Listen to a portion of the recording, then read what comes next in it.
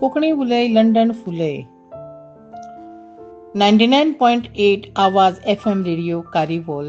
हांव शीतल रामचंद्र साळगांवकर रावपी बेती वले वेरे बार्देस गोंय तुमच्या मुखार सादर करता म्हजी कविता मोग तुजो। मोगाच्या पावलांनी चलत आयले हांव तुज्या हाताक धरून म्हजो जालो तुजो गांव। मोगाच्या वोलसाणीन रोयली म्हजी पावलां आकुल्ली फाकल्ली परजळ्ळी परमळ्ळी फुलां।